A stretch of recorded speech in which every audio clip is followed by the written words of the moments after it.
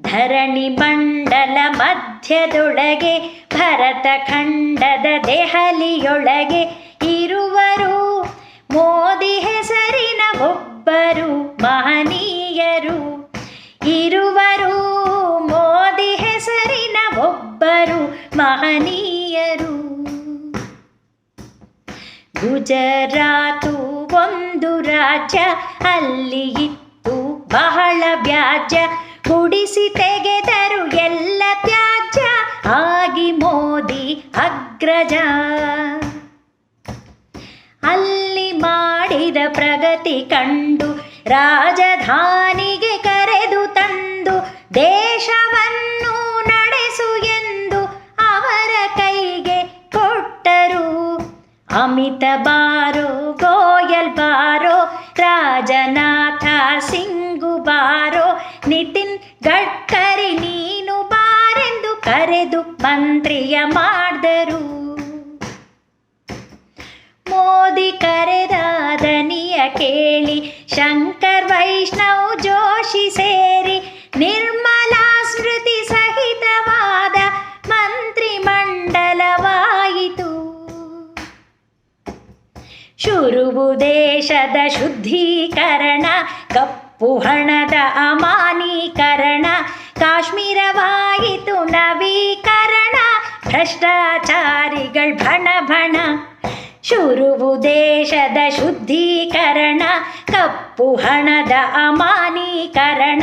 ಕಾಶ್ಮೀರವಾಯಿತು ನವೀಕರಣ, ಭ್ರಷ್ಟಾಚಾರಿಗಳ್ ಭಣ ಭಣ.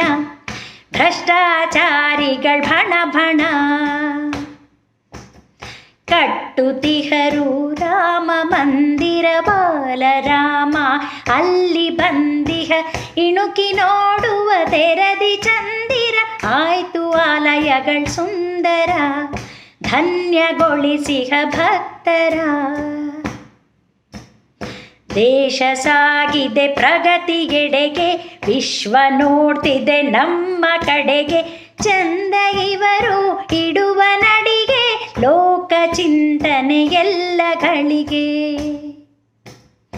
ದುಡಿವರಿವರು ಹಗಲು ಇರುಳು, ನಾಡ ಜನತೆಗೆ ನೀಡೆ ನೆರಳು. ಕಾಯವೆಲ್ಲ ಇವರ್ಗೆ ಕರುಳು, ಮನವು ಮಾಗಿದ ಹಣ್ಣು ತಿರುಳು.